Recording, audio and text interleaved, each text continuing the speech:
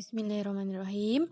Assalamualaikum warahmatullahi wabarakatuh. Apa kabarnya anak-anakku hari ini? Alhamdulillah, luar biasa, tetap semangat, Allahu Akbar. Iya, hari ini kita akan belajar tema 2, bermain di lingkunganku. Subtema 3, bermain di sekolahan, pembelajaran 6. Ibu harap anak-anak sebelum membuka bahan ajar ini, anak-anak sudah membaca doa sebelum belajar, agar pembelajaran kita pada hari ini berjalan dengan lancar dan bermanfaat. Yang pertama, yuk kita amati gambar berikut dengan cermat. Di situ ada gambar apa sih? Nah, setelah anak melihat gambar itu, coba buatlah pertanyaan yang cocok sesuai gambar di atas. Udah Bu Faiz contohkan nomor 1. Apa yang dilakukan Benny dan teman-teman? Nanti anak-anak bisa membuat pertanyaan yang lain sesuai gambar tersebut. Setelah anak-anak belajar membuat pertanyaan dan mengamati gambar tersebut, sekarang bacalah teks percakapan berikut dengan cermat. Apa tata tertib dalam bermain sepak bola? Setiap anggota harus mematuhi aturan dalam permainan. Nah, untuk apa? Agar permainan berjalan dengan tertib. Penonton juga harus tertib. Penonton tidak boleh melempar benda-benda di tengah lapangan. Kalau tidak tertib, akan mengganggu proses permainan. Sama seperti tata tertib di sekolah ya.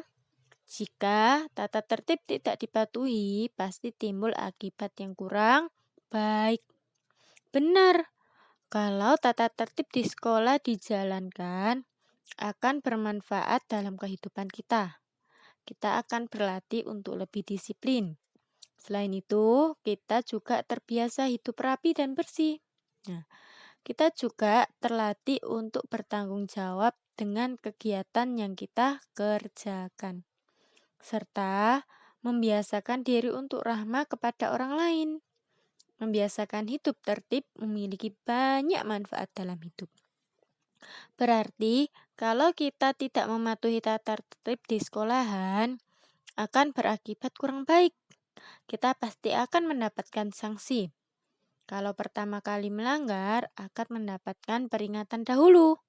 Namun, kalau sudah lebih dari sekali, akan berlangsung mendapatkan hukuman. Jika pelanggarannya terlalu parah, orang tua kita akan dipanggil. Setelah kita membaca percakapan di atas, ayo coba anak-anak buat kesimpulan dari percakapan berikut. Nah, ini kesimpulan yang dicontohkan Bu Faiz. Ya, kesimpulan dari percakapan tadi yaitu tata tertib permainan sepak bola harus dilaksanakan agar permainan berjalan dengan tertib. Penonton juga harus tertib. Penonton tidak boleh melemparkan benda-benda di tengah lapangan. Kalau tidak tertib, akan mengganggu proses permainan. Sama seperti tata tertib di sekolah. Jika tata tertib tidak dipatuhi, pasti timbul akibat yang kurang baik. Nanti anak-anak bisa menambahkan kesimpulan lagi dari percakapan di atas. Setelah anak-anak belajar membuat kesimpulan dari percakapan tadi, sekarang anak-anak ayo kita membaca bersama-sama bacaan berikut. Ibu ingatkan kembali, kalau anak-anak membaca bacaan ataupun percakapan, diperhatikan tanda bacanya dan lafal intonasinya. Sepak bola. Benny gemar bermain sepak bola. Satu tim sepak bola terdiri atas 11 orang pemain inti dan beberapa pemain cadangan. Sepak bola bertujuan untuk mencetak gol sebanyak-banyaknya dengan menendang bola ke gawang lawan. Sepak bola dimainkan di lapangan rumput yang berbentuk persegi panjang. Hanya penjaga gawang saja yang berhak menyentuh bola dengan tangan di dalam daerah gawangnya. 10 pemain lainnya diizinkan menggunakan seluruh tubuhnya selain tangan. Tim yang mencetak gol paling banyak pada akhir pertandingan adalah pemenangnya. Jika hingga waktu berakhir skornya masih imbang, dapat dilakukan undian, perpanjangan waktu, atau adu penalti.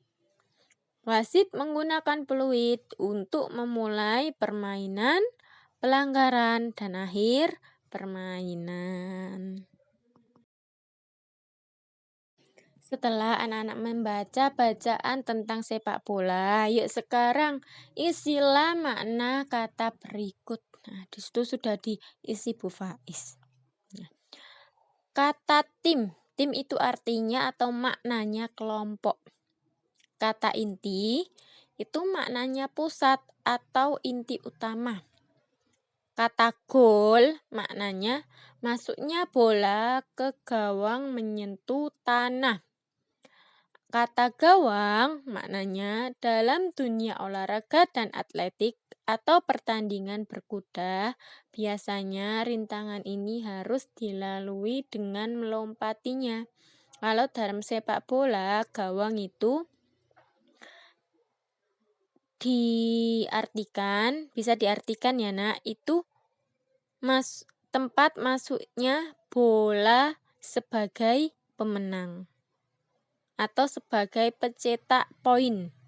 Nah, kata penalti mananya cara menendang dalam pertandingan sepak bola yang dilakukan dari titik penalti berjarak 11 meter menuju gawang.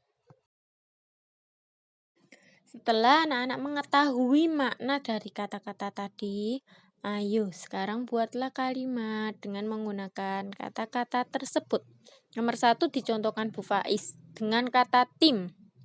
Dalam permainan sepak bola terdiri dari 2 tim. Nah, untuk nomor 2, 3, 4, 5 nanti anak-anak bisa membuat kalimat sendiri. Nah, bebas mau kalimat apapun, yang penting menggunakan kata tersebut. Ya, setelah anak-anak belajar membuat kalimat, ayo kita lakukan pengamatan dengan benda dalam permainan sepak bola. Alat dan bahan, peluit, bola, dan kartu. Petunjuk, sediakan alat dan bahan. 2. Amatilah bahan satu persatu. 3. Isilah titik di bawah ini. Hasil pengamatan nomor 1, nama benda yaitu peluit. Ciri benda.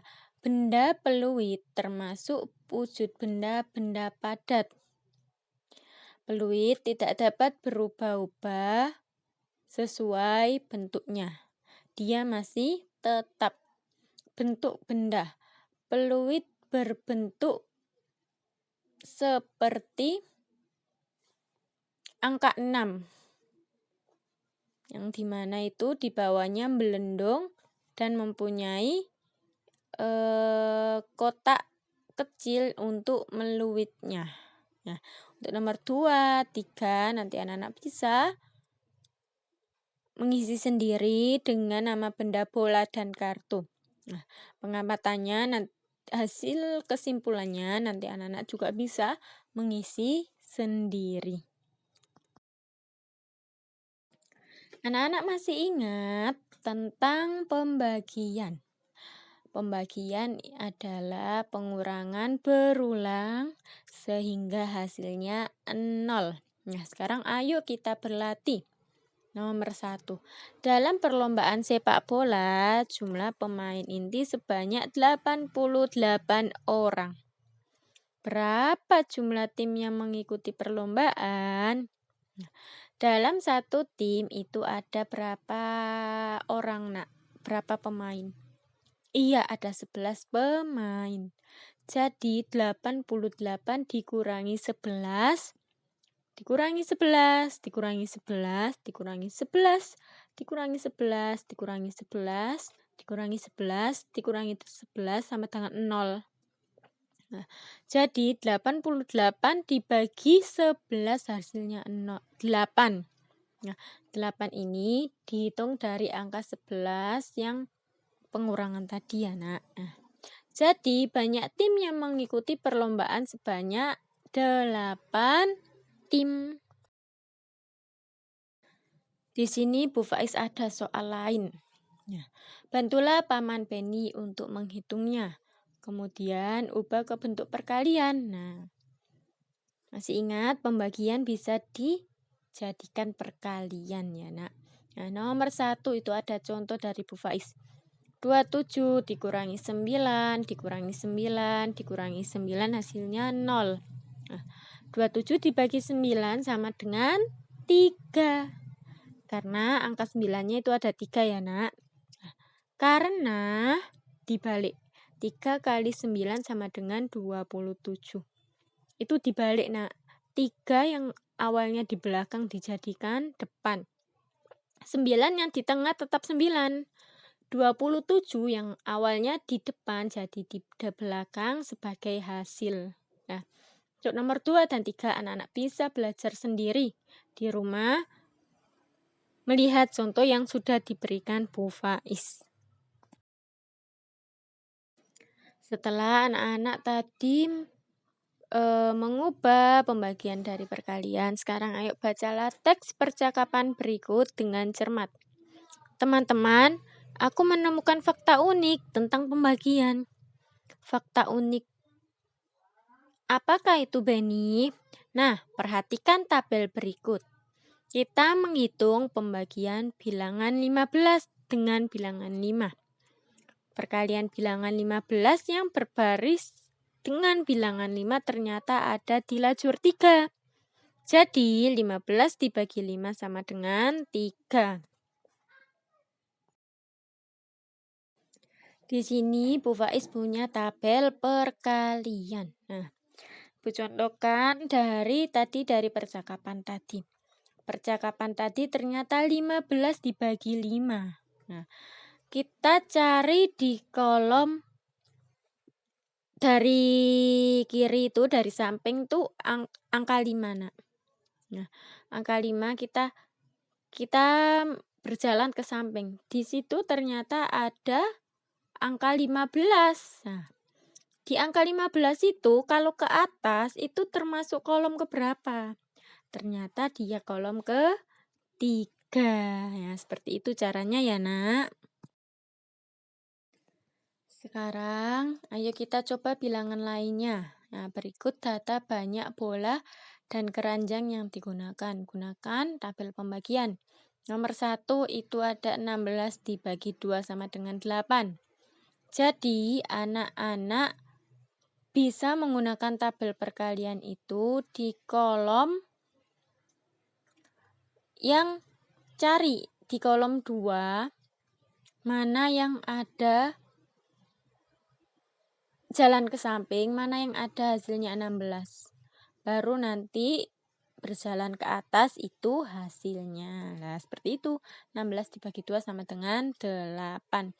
Untuk nomor 2, 3 anak bisa mencoba sendiri di rumah.